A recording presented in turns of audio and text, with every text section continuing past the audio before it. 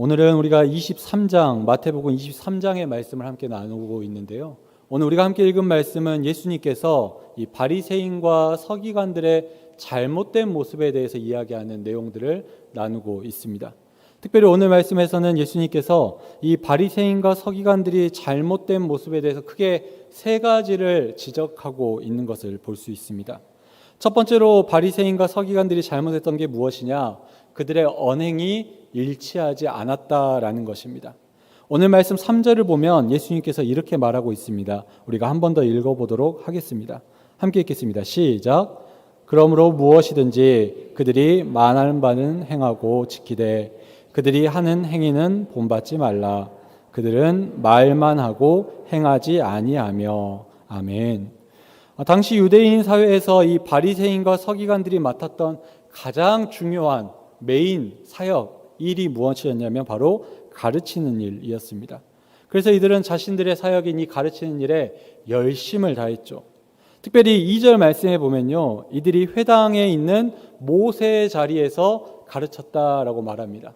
모세의 자리가 뭐냐면요, 지금 이 강대상이라고 생각하시면 됩니다. 회당이라는 공간에서 가장 높은 자리, 가장 앞에 있는 높은 자리가 모세의 자리라는 곳이 있었습니다. 그리고 이곳에서는 모세가 기록한 율법, 곧 하나님께서 명령하신 율법을 이 바리새인과 서기관들이 앉아서 가르쳤습니다. 물론 율법도 가르쳤지만 자신들이 만든 장로들의 유전도 함께 가르쳤습니다. 그래서 이 모세의 자리와 같은 곳에서 그들이 가르치던 내용들은 분명히 하나님의 말씀으로 선포된 내용도 있었기 때문에 오늘 말씀에도 보면 예수님께서 뭐라고 말하냐면 그들이 말하는 바는 행하고 지켜라 라고 말합니다. 물론 이게 장로들의 유전을 말하는 건 아니고요, 모세의 율법에 대해서 이야기하는 건데 그들의 말을 잘 듣고 행하고 지키라 라고 말하고 있습니다. 왜냐하면 하나님께서 하신 말씀이기 때문에 그것을 잘 듣고 지키는 건 중요한 일이다 라고 분명히 이야기합니다.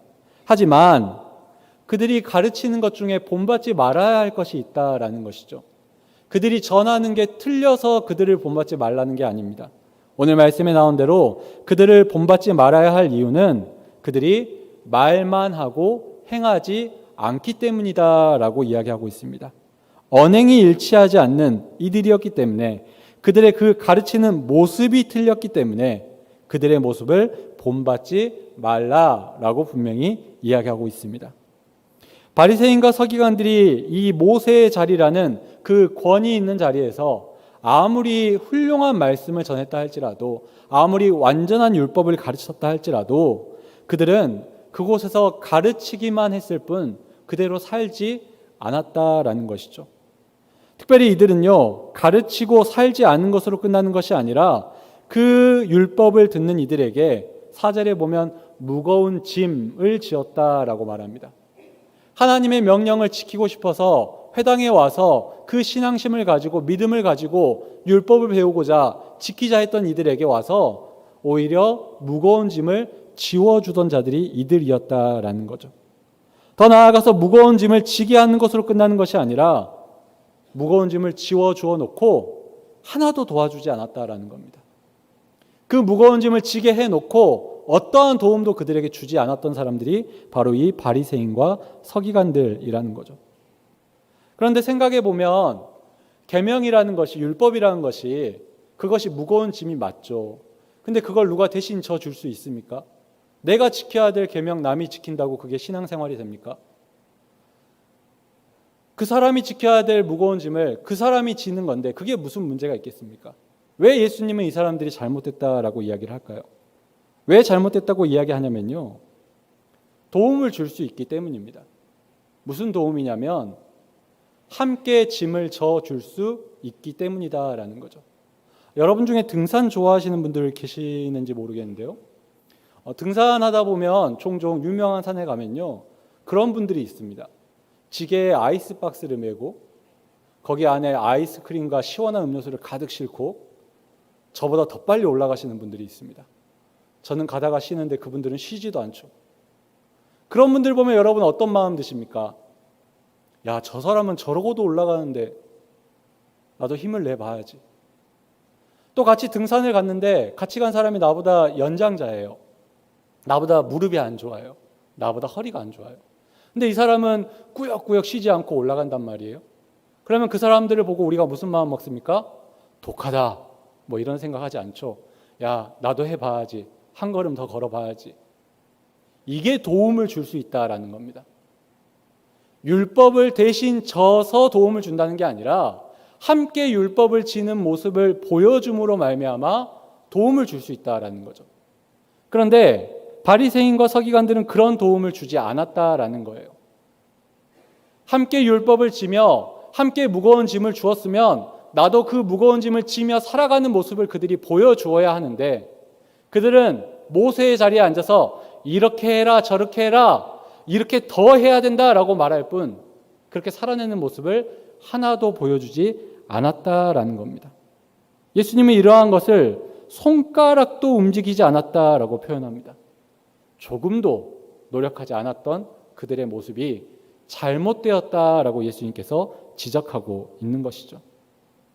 그들이 삶의 모범이 되어서 율법을 지고 살아가는 삶의 표본이 되어서 살아주었다면 많은 유대인들이 힘을 얻었을 것인데, 그들은 그러한 모습이 없이 오직 가르치는 것에만, 말로만 가르치는 데에 모든 일을 다 했다라고 여겼던 사람들이었습니다. 그게 그들의 첫 번째 잘못, 언행이 일치하지 않았던 모습이 있었다라는 것이죠. 두 번째로 이들이 가지고 있던 잘못은 그들은 모든 행동을 할 때요 과시하기를 좋아했습니다. 5절 말씀인데요, 우리가 자막을 통해서 함께 읽어보도록 하겠습니다. 함께 읽겠습니다. 시작.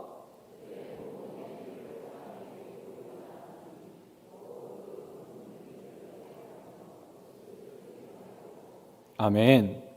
당시의 바리새인과 서기관들은요 최대한 많은 사람들에게 자신을 드러내고 싶어 했습니다. 보여주기를 좋아했어요. 그래서 어떻게 행동했느냐? 보여지는 것을 더 크고 화려하게 만들었습니다. 말씀에 기록된 대로 경문의 띠를 넓게 했다라고 하는데요, 여기서 경문은 뭐냐면 가죽끈이 달려있는 조그만 상자라고 생각하시면 됩니다. 그리고 이 상자 안에는 작은 두루마리가 있고요, 거기에는 하나님의 말씀이 기록되어 있습니다. 그래서 유대인들은 자신들이 기도할 때 그 상자에 있는 줄을 이렇게 팔에 감고 상자를 손에 쥐고 기도하거나 머리에다 그 끈을 감고 기도하곤 했습니다. 근데 그 경문의 끈, 띠, 이 가죽띠를요 이 나무 상자가 달려있기에 필요한 것보다 더 두껍고 더 크고 더 화려하게 만들었다라는 거예요. 그렇게 만들면 어떻게 됩니까? 원래는 여기에 팔에 실이 감겨 있을 정도의 경문의 띠가 두껍게 만들었더니 이렇게 옷처럼 다 보이는 겁니다. 그냥 머리에 띠가 이렇게 머리를 다 가릴 정도로 가려지는 거죠. 누가 봐도 야, 저 사람 기도하고 있네. 누가 봐도 야, 저 사람 경문의 띠를 가지고 기도하고 있네. 그렇게 만들었다라는 겁니다. 또 말씀에 나온 대로 옷의 술을 길게 했다라는 거죠. 이제 옷의 술이라는 건 옷 끝에 달려있는 끈 같은 거 아니겠습니까? 적당히 길어야 되는데 너무 길게 해서 팔랑팔랑거리면서 사람들에게 보이도록, 즉 경문띠를 넓게 하고 옷술을 길게 해서 사람들에게 자신을 보여지는 데에 최선을 다했다라는 겁니다. 나 여기 있어요. 나 이렇게 하고 있어요. 나 이거 하고 있어요. 좀 봐줘요. 자신을 자신의 존재보다 더 크게 보이기 위해서, 더 많이 보이기 위해서, 더 거룩해 보이기 위해서 애쓰고 힘썼던 그들의 모습이 있었다라는 거죠. 예수님께서는 이런 과시적인 허세와 같은 행동에 대해서 잘못됐다라고 이야기하고 있는 것입니다. 세 번째로 이들은요 대접받기를 좋아했습니다. 6절과 7절인데요, 우리가 자막을 통해서 읽어보도록 하겠습니다. 함께 읽겠습니다. 시작.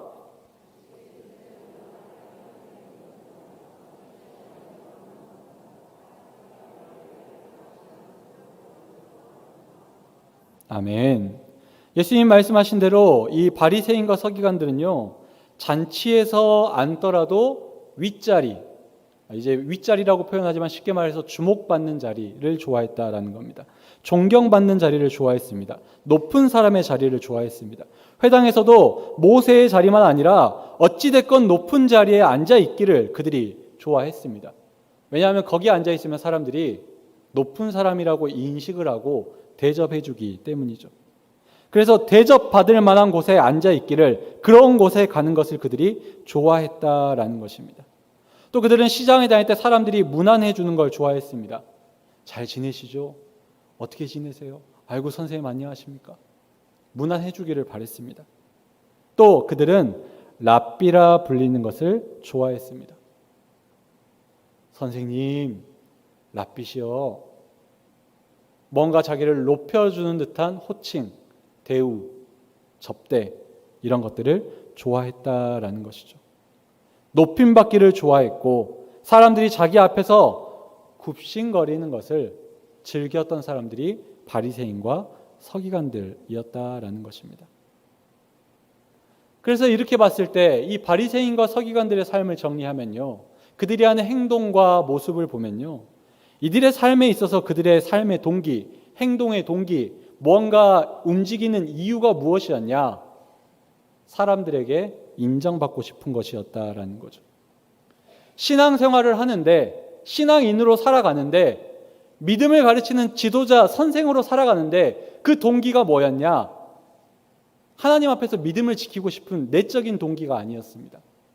사람에게 잘 보이고 싶고 인정받고 싶고 관심받고 싶은 그런 외적인 동기들에 의해서 이 사람들이 행동하고 말하고 움직였다라는 것입니다. 그래서 그들에게 경건이라는 것은 진짜 말 그대로 모양만 있었다라는 거죠. 그들에게 경건은 능력이 없었습니다. 경건의 실체는 없었습니다. 그저 허울뿐인, 껍데기뿐인 경건이 그들에게 있었다라는 것입니다. 그래서 예수님께서 이런 바리새인과 서기관들의 과시적인 행동에 대해서, 복장에 대해서, 모습에 대해서 잘못됐다라고 분명히 이야기하고 있는 것이죠. 왜냐하면 신앙생활을 한다는 사람들이 하나님께 보이기 위해서, 인정받기 위해서 사는 것이 아니라 사람에게 보이고 사람에게 인정받기 위해서 살아가고 있는 모습이었기 때문입니다. 이 바리새인과 서기관들은요, 자기를 스스로 남들이 아니라 스스로 자기가 선생이라고 생각했습니다. 내가 유대인의 선생이야. 내가 유대인들의 스승이야. 랍비야. 하지만 예수님이 보기에 그들은요, 선생답게 살지 못했다라는 것입니다. 선생이라고 말하기에는 말하는 거 말고는 할 줄 아는 게 없는 사람들이었기 때문입니다.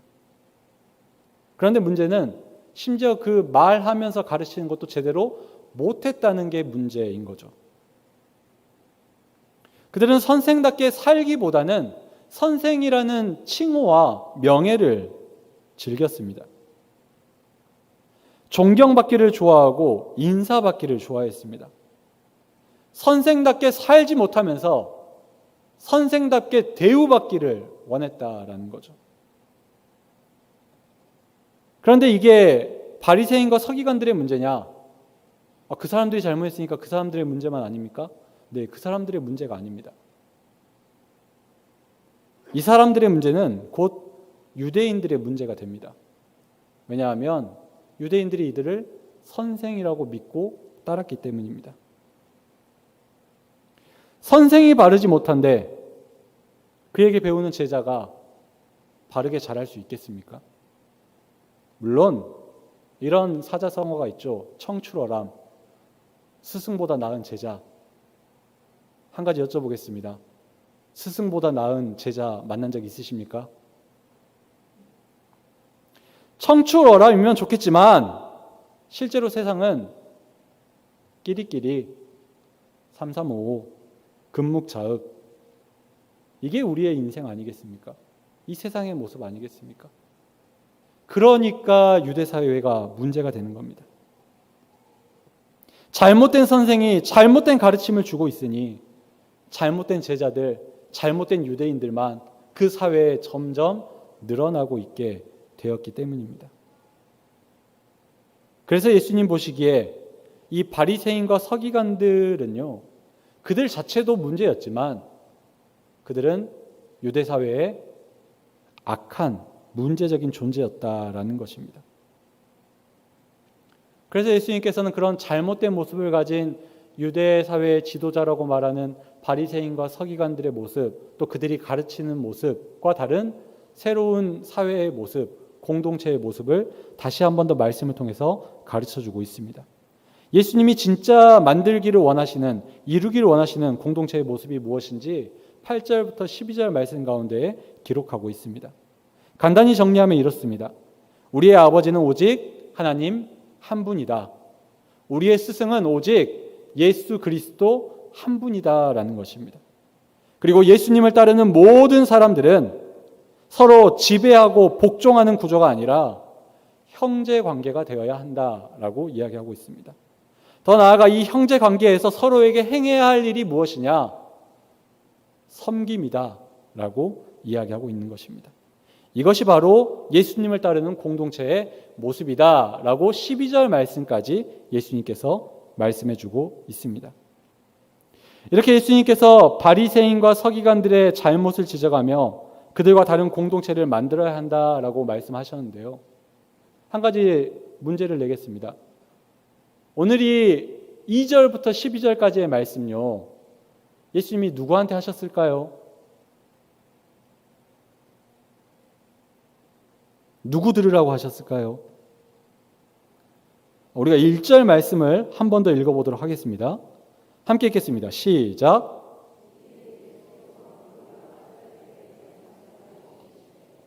아멘. 지금 예수님께서 이 말씀 누구한테 하시냐면요. 바리새인하고 서기관들한테 하는 말씀이 아닙니다. 무리와 제자들에게 말씀하십니다. 이상하지 않습니까? 잘못된 삶을 살고 있는 저 바리새인하고 서기관들을 향해서 야, 니네 외식하지 말아라. 니네 허세 부리지 말아라. 니네 존경받는 거 즐기지 말아라 라고 그들을 책망하고 가르쳐야 하는 게 정상 아닙니까? 잘못한 사람은 저 사람들인데 왜 예수님은 지금 제자들과 무리들에게 저렇게 살면 안 된다라고 이야기하고 있는 겁니까?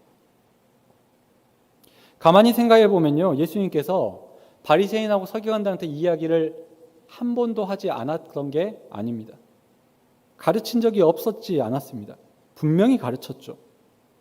지금까지 예수님이 얼마나 바리새인들과 서기관들과 많은 갈등과 논쟁과 사건을 경험하셨습니까? 그 가운데 이런 이야기를 얼마나 수없이 하셨습니까? 근데 아무리 예수님이 그렇게 가르치고 아무리 예수님이 보여주고 아무리 예수님이 설득해도 변하지 않더라라는 겁니다. 근데 이제 예수님 공생애가 얼마 안 남았거든요. 이제 곧 십자가에서 죽으셔야 되는데요.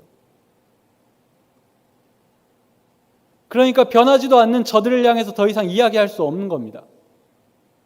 아무리 말해도 바뀌지 않을 저 바리새인과 서기관들 향해서 말하지 않는 거예요. 다른 말로 하면 저들에게 희망을 두지 않습니다. 완전히 포기하진 않았겠죠. 하지만 어찌됐건 포기하셨습니다. 그래서 누구한테 이야기하시냐? 포기하지 않은 사람들에게 이야기합니다. 희망이 있는 사람들에게 이야기합니다. 기대할 수 있는 사람들에게 이야기합니다. 그게 누굽니까? 제자와 무리들입니다. 잘못된 선생인 바리새인과 서기관들을 따르지 않고 좋은 선생님인 예수님을 따르면 그들은 달라질 수 있기에 그들이 살아갈 공동체는 변화될 수 있으니까 그들의 삶이 달라질 수 있는 가능성이 있기 때문에 기대해 볼 수 있으니까 예수님께서 지금 그들에게 말씀하고 있는 것입니다. 너희들 바리새인처럼 서기관처럼 살면 안 된다. 나를 따르는 제자라면 이렇게 살아가야 되고 이런 공동체를 만들어 가야만 한다라고 지금 마지막 소망을 품고 마지막 기대를 가지고 그들에게 말씀하고 있는 것입니다. 그리고 그러한 마음으로 지금 우리에게도 말씀하고 있는 것입니다. 그렇다면 지금 우리는 이 말씀을 어떤 모습으로 듣고 있습니까? 지금 나 자신은, 지금 우리 금호교회라는 공동체는 어떤 모습입니까? 바리새인과 서기관들이 만들어 놓은 회당과 같은 유대 사회와 같은 모습을 가지고 있습니까? 아니면 예수님이 말씀하시는 그 제자들의 기대했던 모습입니까?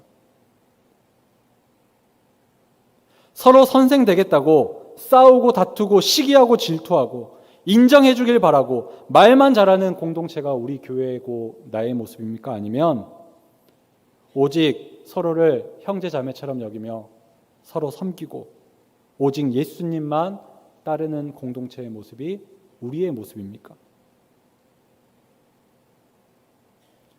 우리끼리 정해놓은 기준이 확실하고 선이 확실해가지고 그거 함부로 넘으면 너 잘못됐다, 너 틀렸다 라고 말하는 공동체입니까? 아니면 서로 용납하고 서로 사랑하며 서로를 위하는 공동체입니까?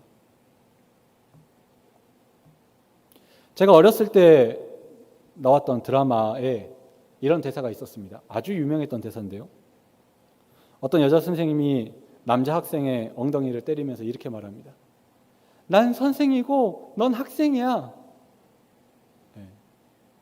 오늘 제목인데요. 난 선생이고 넌 학생이야. 이 드라마가 2002년에 방영됐던 드라마인데요. 이제 여자 선생님과 학생이었던 이 남자 주인공의 사랑을 다룬 이야기입니다. 근데 이제 학생이던 시기에 선생과 학생인 관계에서 사랑을 이제 하게 되다 보니 그걸 어떻게든 끊어보겠다고 이 여자 주인공이 하는 말이 뭐냐면 난 선생이고 넌 학생이야 그러면서 막 때려요. 근데 나중에 둘이 사랑하거든요. 네. 물론 요즘 같았다면 이제 이런 일이 생기자마자 이런 일이 생기겠죠. 요즘 같았으면요. 뭐 엄마가 전화 와가지고 선생님 우리 아이는 왕의 DNA를 가진 아이인데 우리 아이를 대할 때 어떻게 대해주시고 이렇게 해주시고 또 맞았다는 거 알면 그냥 밤늦게 전화해가지고 카톡 보내고 전화하고 내가 어디 대학교 MBA 과정을 수료했는데 당신이 지금 이런 상상을 해야 되는 지금의 대한민국이 참 슬픈 것 같습니다. 그런데요, 이 선생과 학생이라는 선을 긋는 이 모습이요, 이제 드라마에서 뭔가 그 금단의 사랑을 깨는 것 같은 그런 분위기니까 우리가 좋아하는데 만약에 교회 안에 이런 모습이 있으면 어떨까요? 예를 들어서 금호교회에서 목회자들이 항상 그러는 겁니다. 제가 목사입니다. 여러분 성도님이시잖아요. 눈빛이 달라지셨네요. 라고 말하면 여러분 그 교회 다니고 싶으십니까?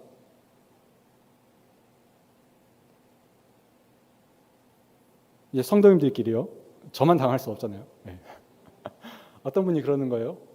내가 장로인데, 내가 안수 집사인데, 내가 권사인데, 내가 이 교회 다닌 지 몇 년인데, 내가 이 교회에서 한 일이 뭐가 있는데, 내가 지금 하고 있는 게 뭔데, 맡은 게 뭔데, 내가 경력이 있는데 라고 말하면서 상대를 가르치려고만 들고 말로만 하고 손까딱 하지 않고 그런 사람들 교회에 있으면 여러분 그 교회 다니시겠습니까?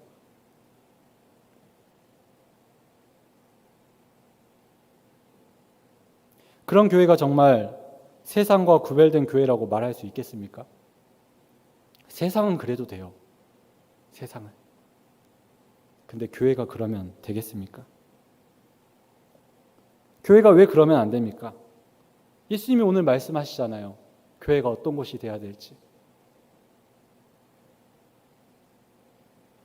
그런데 그런 예수님의 말씀 우리가 지금도 듣고 있음에도 불구하고 드라마에서 선생과 학생이 나눠지듯이 교회 안에서 선을 긋고 가르치려 들고 선생되려 하고 존경받으려고 하고 보여지려고 하고 말만 하고 그것에 목매고 있다면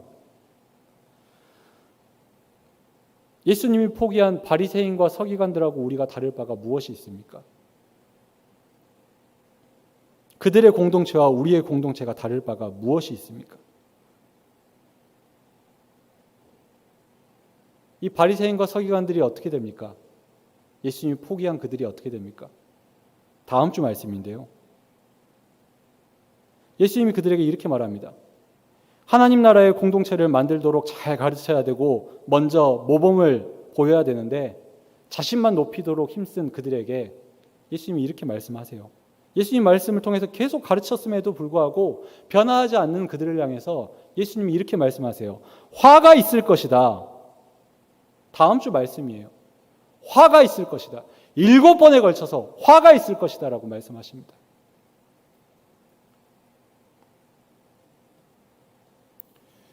오늘 하나님께서 우리에게 이 말씀 주신 이유가 분명히 있을 줄로 믿습니다. 우리 금호교회가 또 우리 자신이 화가 있는 공동체 되지 않기를 바라셔서 우리 자신에게 하나님께서 기대하시고 소망이 있기 때문에 마치 제자와 무리를 향해 말씀하시듯 오늘 지금 우리에게 말씀하시는 줄로 믿습니다. 바라기는 앞으로도 예수님께서 하나님께서 우리에게 우리 교회에 소망을 품을 수 있도록 기대할 수 있도록 우리 공동체가 변화되기를 간절히 소원합니다. 우리 금호교회가 변화되기를 간절히 소원합니다. 이제 예수님께서 원하시는 그 공동체를 이 땅 가운데 이루시기를 바랍니다. 선생 되기보다 형제가 되어 주시기를 바랍니다. 과시하고 인정받고 인사받기보다 서로를 섬길 수 있기를 간절히 소원합니다. 교회 안에서든 가정 안에서든 사회 안에서든 예수님의 기대와 소망을 이루어서 이 땅 가운데 하나님의 나라를 이뤄가는 우리 모두가 되기를 간절히 소원합니다.